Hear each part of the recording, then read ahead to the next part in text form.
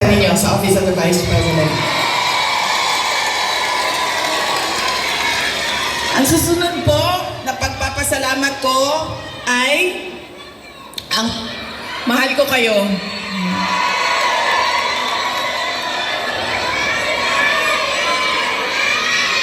Kaya po hindi ako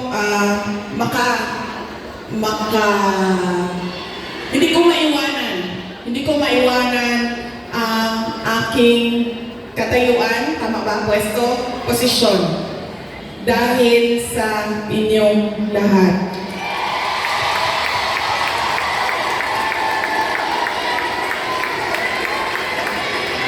Ang sunod na pagpapasalamat ay mula po sa aming pamilya, ang pamilya Duterte. Napakalaki po ng utang na loob namin sa inyong lahat.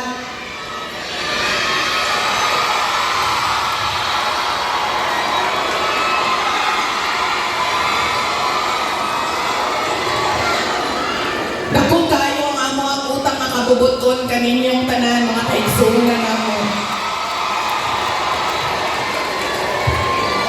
Sa pagkakataon na ibinibigay ninyo sa amin na makaserbisyo o makapagtrabaho sa ating pamahalaan. Sa oportunidad na ginahatag ninyo kanamo nga makasilbi sa ato ang nasod. Maraming salamat po sa inyong lahat.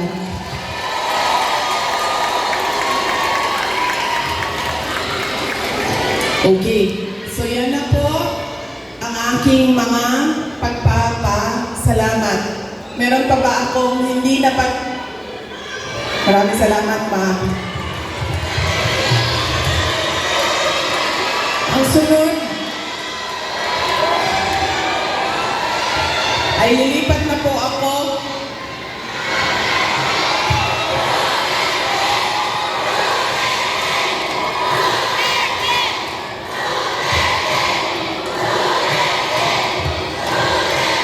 paminaw sa mo ba?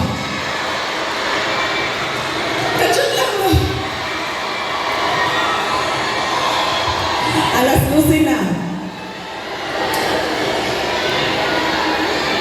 Alas 12 na kasi magpakaon sa ato agad ni.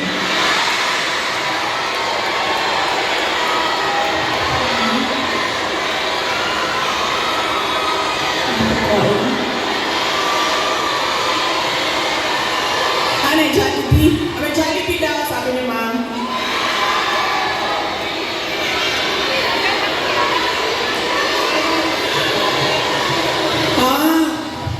Okay. So, hindi daw tayo kakain lahat para sa bayan. Okay. Sige, okay lang. Kailangan ko din naman magpa-reduce, so okay lang.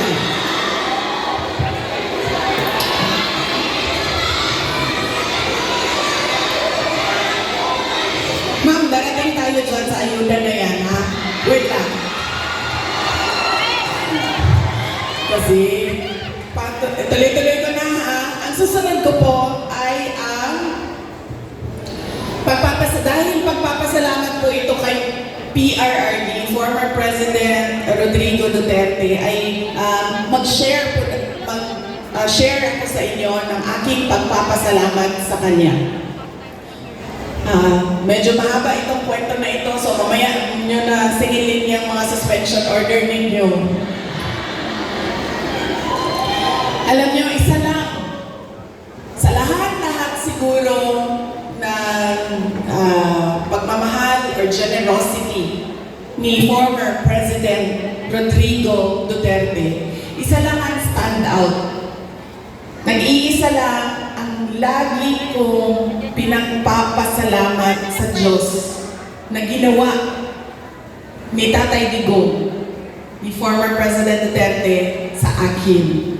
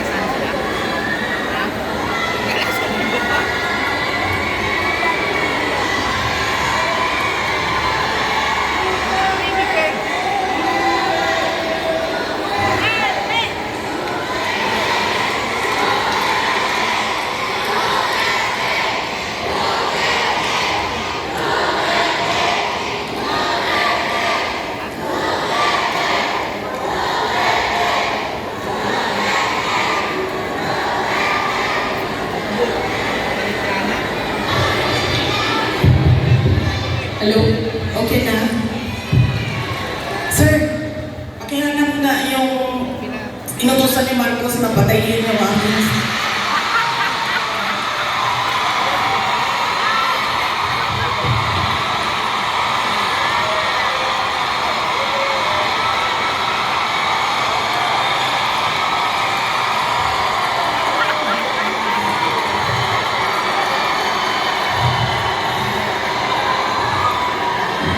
Yan. Dahil sa mga ganyan, nakatasuhan ako eh. Malay natin, di ba? Baka may inutusan dyan.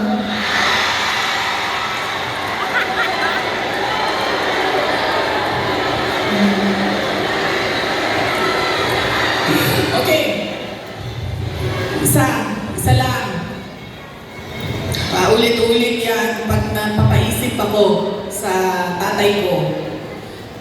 Binigyan halaga niya at inulit-ulit niya sa akin ang kahalagahan ng edukasyon.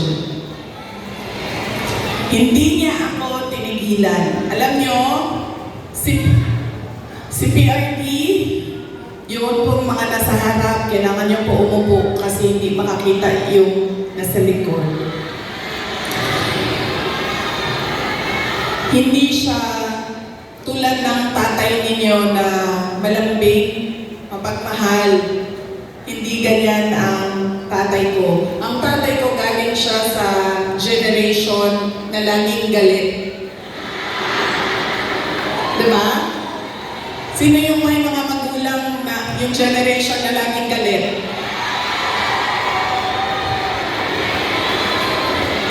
Yan. Galing dyan ang generation. Galing dyan ang tatay ko sa generation na yan. So, lagi siyang galit. So, sa akin, maalala ko, sinabi niya talaga sa akin, paulit-ulit habang ako ay lumalaki. Ikaw, sabi niya, hindi ka tao sa paningin ko. Napaisip ako noon, diba? Sabi ko, pusa o aso?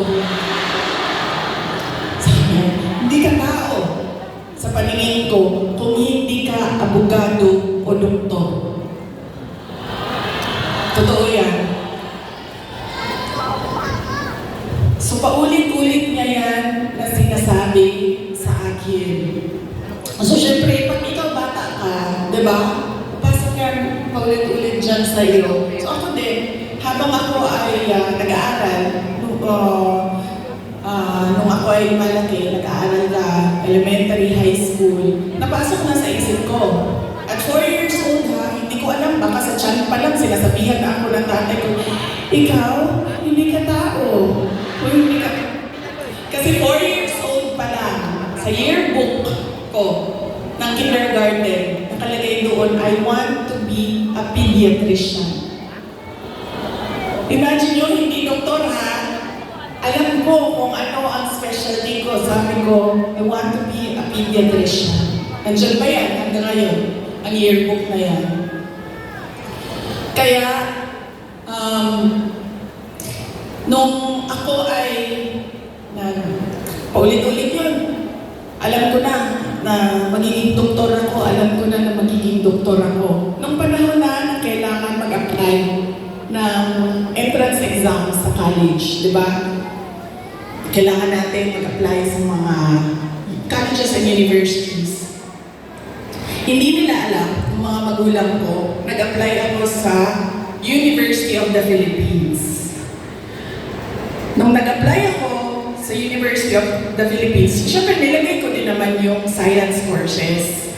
Pero nilagyan ko din siya ng political science.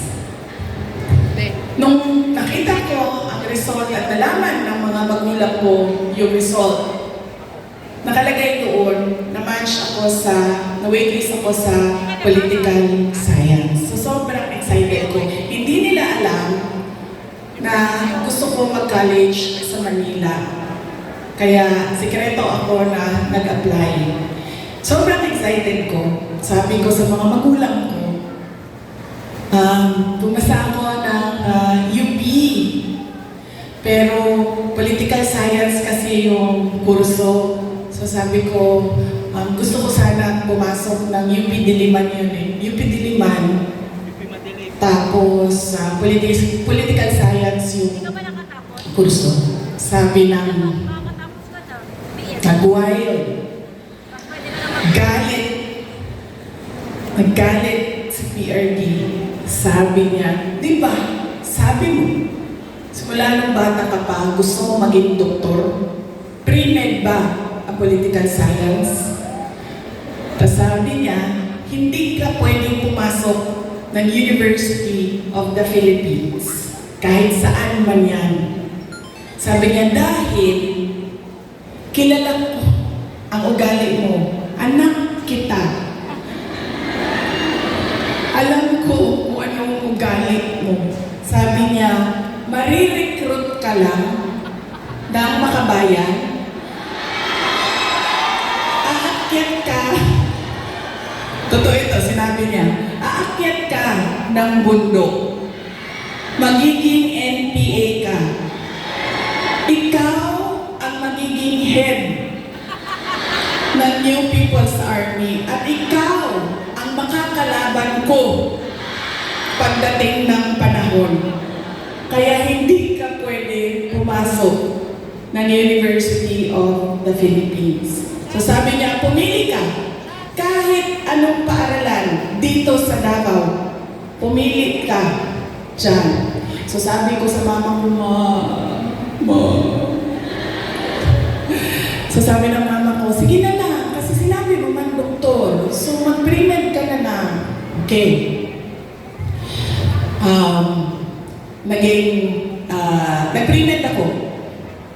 Nag-pre-med ako. Tapos, syempre, papunta akong doktor, so bibilisan ko yun, natapos kaagad ako. And then, ito na, mag-medicine na. Sobrang excited si President Duterte na magpapasok na ako ng medicine proper. Siya ang pumili ng paaralan. Siya ang pumili kung saan ako titira. Tapos, pumunta na lang siya sa akin at sinabi niya na, ayan na, may school ka na-enroll ka na, may bahay ka na, pumunta ka na lang doon ng ganitong date. So pumunta ako doon. Pagdating ko doon, kompleto na. May kama na ako, may washing machine, may refrigerator, may kotse pa. Ganyan siya ka-excited. Sige mami, pa-adapt kita sa tatay ko. Huwag ka mag-alala. Ganyan siya ka-excited noong ako ay medicine na. Tapos, syempre, hindi naging successful yung aking pagpasok sa School of Medicine. Isang taon pa lang, 1 year, actually 1 sem pa lang. First sem pa lang, alam ko na parang fish out of water. Alam niyo yung, bakit madali para sa kanila, nahihirapan ako sobra.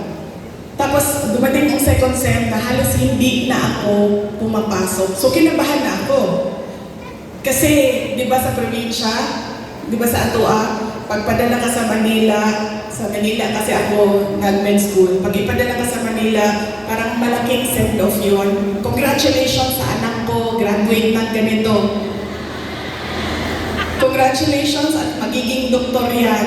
Class of ganon, diba? So ako, syempre kinabahan na ako kasi hindi ako makaka-uwi. Pinadala ako sa Manila para maging doktor. Tapos uwi ka, drop out. Nag-apply ako ng,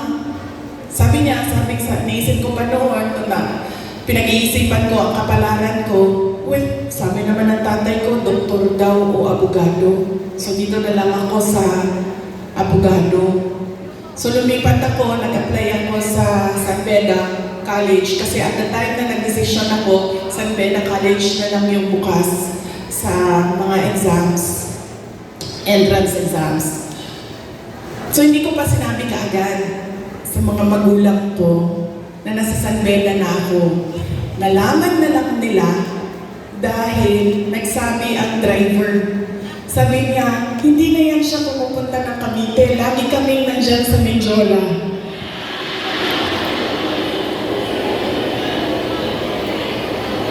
Nung nalaman niya na nasa law school ako, sobrang, I think mas masaya siya. Nung nalaman niya, mas masaya siya, mas excited siya. Noong ikumpara ko, nung papasok ako ng med school, nung nalaman niya na nag-apply na ako ng law school. Tapos, syempre sinabi ko sa inyo, di ba, hard love. Hard love yung generation ng parents natin, mga magulang natin. So, nung mga panahon na nag-aaral ako sa law school, may mga panahon na papagalitan din ako na sinasabi niya sa akin, alam mo, kung hindi mo ayusin yung law school mo, magiging kabit ka lang ng politiko.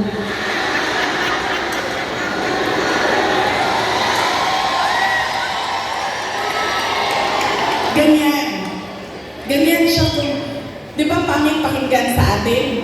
Pero ganyan yung style niya para idikdik sa'yo na mag-aral ka. Tapos meron kang isang beses na sinabihan niya ako, alam mo, pwede ka mag-aral ng mabuti, magiging halaman ka lang dyan sa gilid. Display. Ganyan yung force by which he emphasized into my brain that I need to become a lawyer. So nung pumasa na ako ng bar, doon ko nakita ang pagbabago sa magulang ko. Hindi sa nanay ko dahil ang nanay ko sobrang supportive nun. Kahit maging halaman ako, didiligan ako nun eh. Ganyan kabait ang nanay ko. Diba? Pero nung nakita niya yung grade ko sa bar exams at nakita niya na mas mataas yung grade ko sa bar exams kesa sa kanya nung tatay ko. At hindi lang 0.1, 0.2, 0.3, 5 points ang layo namin sa gantado. Doon siya nagbago. Parang naging tao na ako sa paningin niya. Lalo pati, pag every time nababanggit yung grade sa bar, hindi na siya talaga nagsasalita. Tapos lagi ko pa sinasabi sa kanya, sabi ko, partida yan pa ha, kasi hindi ako nag-aaral eh.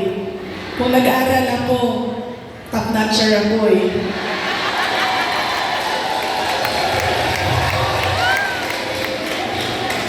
So ngayon, doon, nakita ko na iba na siya kung hindi na parang anak ka lang, hindi na parang pantay na kami. Tao na ako, buong tao na ako sa paningin niya. Ganyan yung emphasis niya sa education. Kaya ganyan din, hanggang ngayon, ganyan din. Alam niyo ba, sa mga apo, kabahan ka pag nagtanong na si PRD kasi didiretso yan, anong grade na ito? Anong eskwelahan? Ito anong grade na? Anong eskwelahan ito? Ito anong grade na? Anong eskwelahan? Ganyan. Si PRD kamusta ng apo. Hindi siya, uy, masaya ka ba? May boyfriend ka na ba? May girlfriend ka na? Saan mo gusto kumain mo? Pag makita niya, anong grade na? Anong eskwelahan? Anong grade na? Anong eskwelahan? Okay. Nag-aaral? Okay.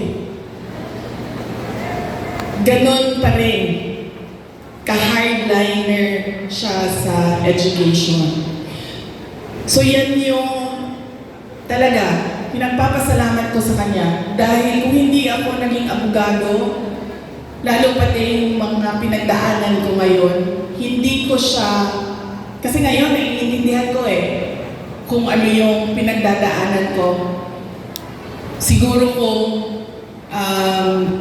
hindi niya pinilit, hindi ako ganito ka-confident sa aking ginagawa. So sana din sa inyong lahat, ganun din. Kaya nung nangangampanya ako noong 2022, lagi kong sinasali ang kampanya, plataforma ko ang edukasyon.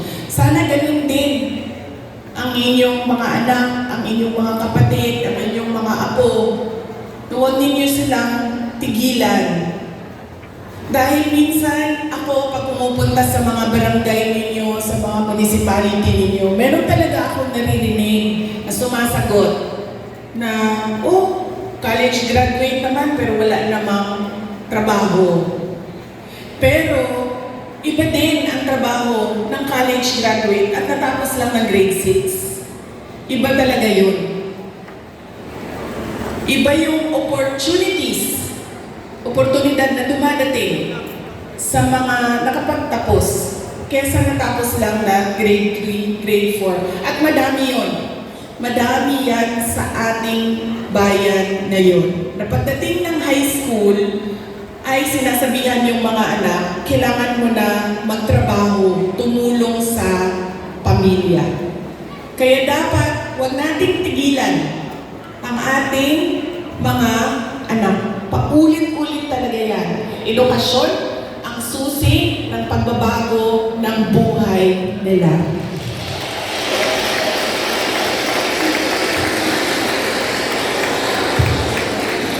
Nagpapasalamat para kay PRRD para sa edukasyon.